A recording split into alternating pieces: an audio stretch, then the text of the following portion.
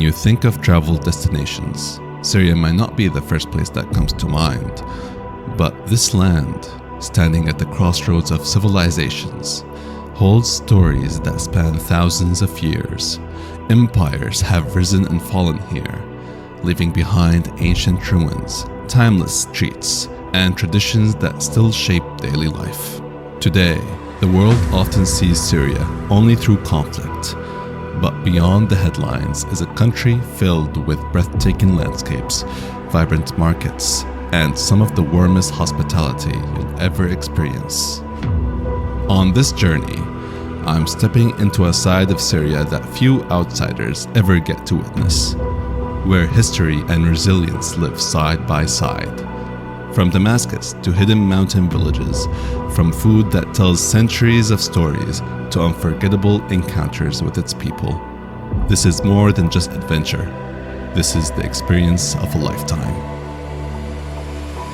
Syria. Finally, I was able to go back to Syria after 14 years of absence. That's a long time for someone who's missed his country and the place of his childhood, really. It was very painful. After the ousting of Bashar al-Assad in December 2024, I, as an individual, was finally able to go back there, as there is no more mandatory conscription. Mandatory conscription is not as simple as you think. Last time I checked, shooting civilians was not on my bucket list to achieve in life. So I waited, hoping one day, essentially a dream, comes true. So of all the places I wanted to go through to get to Syria was Jordan. And oh boy, that was a mistake. A huge one. After 2 hours or 3 hours on the road from Amman to the border, on the Jordanian side of the border, we were stuck for 8 hours. 8. It drove me crazy. They only employ maybe 2 or 3 people at the border, and there was I think 4 buses over there with multiple cars, private cars and taxis and whatnot. And all the passengers are standing in line, and the line is long, in order to get their passports and documents processed. We finally get through to the Syrian side. And on the Syrian side, oh man, they have renovated everything there. And it was so fast. They had so many people employed. Our lineups did not take long. Maybe 5 minutes. 1 hour of processing for the entire bus, and then we left. So, we're finally off. At this point, the time was 9 p.m., maybe 10. And communication was very bad. I was using the Wi-Fi of the bus, just getting a message to my uncle there who was waiting for me at the destination. That was a mission, just retrying and retrying and retrying until a message went through saying how much time I needed and stuff like that. Obviously, I had to access the maps, and that was a problem in and of itself. So we're finally there. My uncle takes us directly to our village called Kfar Yabus. It was nighttime there, couldn't see anything. Just said hi to all my uncles there, all my relatives. Said hi to my dad, who I haven't seen for a year. I finally got to sleep after a long day of travel.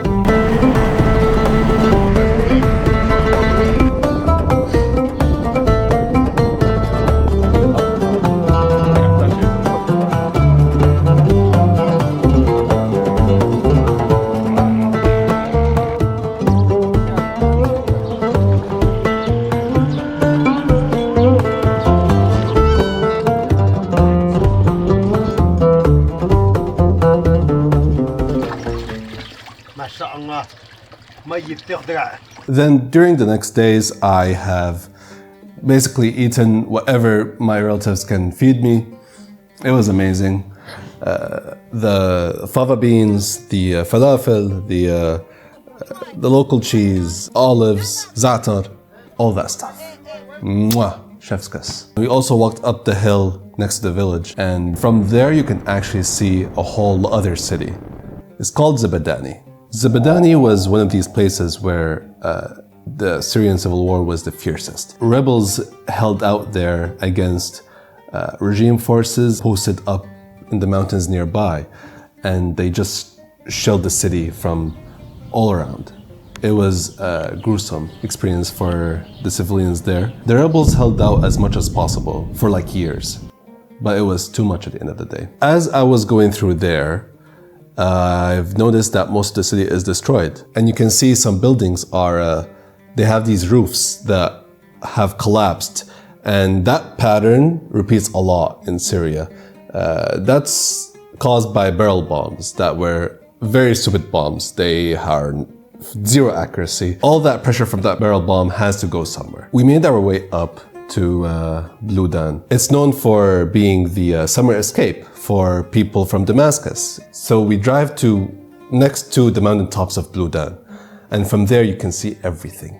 You can even see the mountain across from us. And that's the same mountain, mind you, that we climbed when we were in Feryabus. Just the geography of the place is very stunning. We then continued on to the town of Ba'in. It houses a spring, one of the main springs, in fact, that feed the main city, the capital, Damascus. The water, when you drink it, felt very nourishing, very soft and refreshing. Then we continued to the town of Madaya, a town that got besieged during the war for years. And they were starved to the point where they had to eat tree leaves and grass just to survive. Funny enough, we randomly asked a person on the street for the place of a person from Canada we know, a family friend. And turns out they reached the town the same day we're visiting this town. And the coincidence was wild. So we ate well, had fun, but after finishing the day, sadly, we had to go back early because the next day was our main endeavor.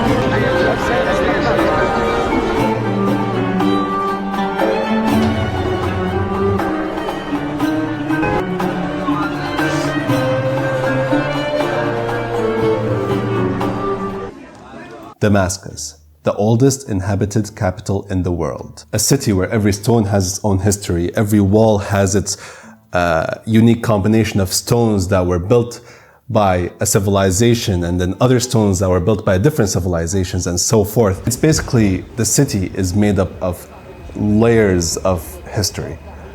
It's a time capsule. It's a historical wonder. It's where gene pools from all over the world mixed. Civilizations integrated, and it's where empires clash for control. So we entered the city and it's exactly how I remembered it.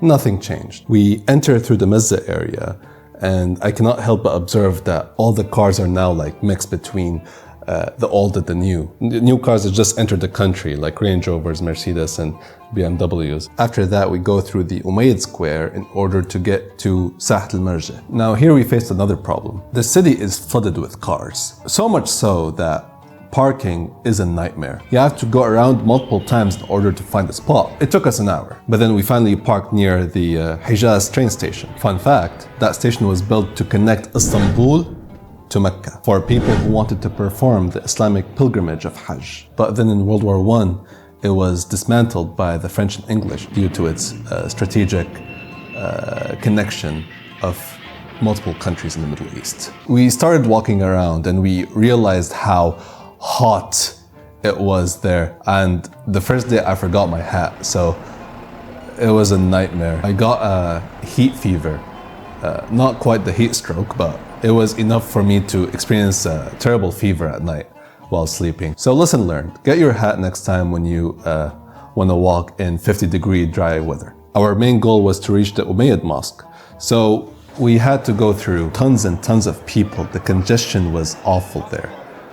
It's a lot of people are coming back and all of them are gonna want to come to Damascus because it's like the most developed out of all the cities in Syria right now. And rent has become very high over there. I'm talking We're talking like $1,000 per month, maybe even more. I've heard 1,500 even. That's like Canada level. I mean, Canada is still worse, way worse. But these prices are very foreign in that local economy. That's why it's so absurd. We walked through the souk of Bab Srija. That souk is very famous for selling local produce from all over Syria, and meat, chicken, has lots of variety stores, fruits, vegetables, whatever you can think of food related. It's my father's and uncle's favorite souk to go to. Let's just say that. We then reach the souk of Midhat Pasha. You see, Midhat Pasha is very unique because it's built on the straight road. And the straight road is a famous road where I think St. Paul from Christian theology, where he saw Jesus in a vision. And then he became Christian and started preaching Christianity to the Gentiles. This road connects all Damascus, so it became a very important hub for markets and merchandise. It was a connecting point in the Silk Road trade. From there, we take a different route into Old Damascus, and we go through all the Christian neighborhoods with some monuments here and there, preserving their culture to this day. We finally get to the road of Umayyad. Umayyad is also one of these famous roads in Old Damascus. This is where we get into the touristy area. It's full of food and dessert and traditional craft. I ate what they call a karwasan, which is a croissant in Arabic, and it was amazing. Maybe I'll offend someone, but I don't even think France can make it as good as they make it. So we reached the Umayyad Mosque. The Umayyad Mosque is, I would say, one of the wonders of the world. It should be one of the wonders of the world because of how long it lasted. It was a Roman temple, it then became a cathedral, and finally it got converted to a mosque. And you can tell by looking at the outer walls, you can see the foundation is made of big ancient Roman stones. And it even looks better on the inside with all the decorations that were made by very skilled craftsmen over the years of civilizations that this building went through. And we went inside and finally prayed, thanking God for all the blessings He's bestowed upon us. And then we went shopping. Souk al-Hamidiyya, the main market in Damascus. The markets inside mainly sell clothing. There's also Bektash, the famous ice cream shop. We tried that as well. We reached the entrance of the market to finally find the citadel of Damascus. That citadel saw so many armies garrisoned in it. We're talking Romans, Umayyads, Mamluks, Ottomans, and the French even. So it went through a lot. See, that's the beauty of the place in that it survived the ever-changing history with all its ups and downs. Its resilience shows. Just like the city of Prague, for example. If you go there, it's very beautiful because of all the preserved architecture. But Damascus is even older. We're talking 3,000 years of evolution. It saddens me what the place went through over the past 50 years. It did not develop into what it should have been. It got misused, it got neglected. The Ghuta, or the forest that was surrounding the city historically, was like a heaven in the middle of the desert. But over the past 40 years, the urban area expanded very much into the direction of the forest and took out most of the greenery, and the place is experiencing so much desertification, and it's all because of stupid governance. And on top of that, in the last 14 years of war, the ousted regime barrel bombed the crap out of these areas. So not only were they urban sprawls, but now they're all destroyed and abandoned. So neither is it a heaven, nor is it a livable place. God willing, it becomes better soon and takes its place amongst the greatest cities on earth, like it should have been. Until our next trip. See you later.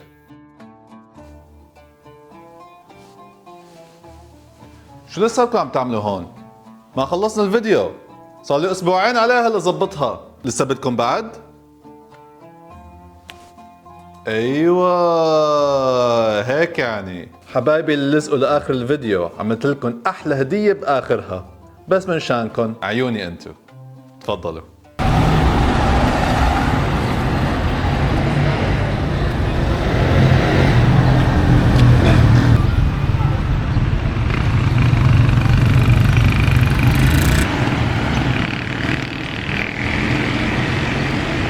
غير انفضوا من تلقاء أنفسهم. لذلك نقول لهم شاهدوا هذه الأعداد مئات الآلاف. سيقولون إن هذه مناظر في اليمن وليست في حماة. لذلك نقول لهم هذه هي الناورة، ناورة حماة.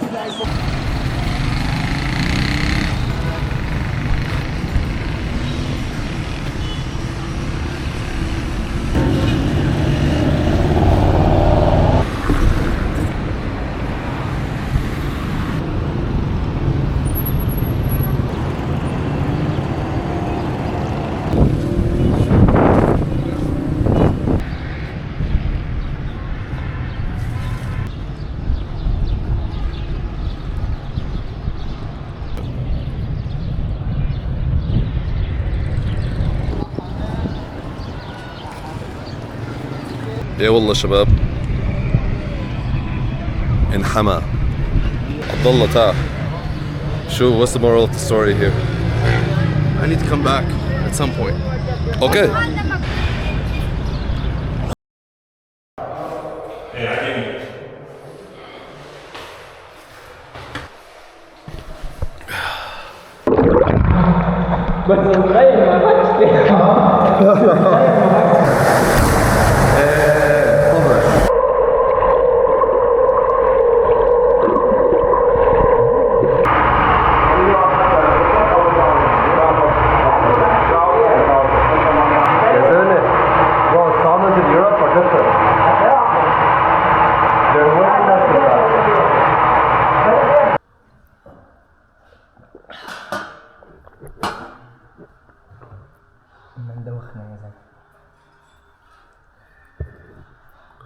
طلع كيف قلبني.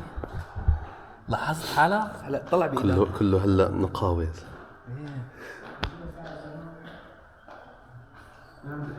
كأني هلا صبيت. هو لزقنا قتلي جوا. عن جد خبيط. يلا ما في داعي له.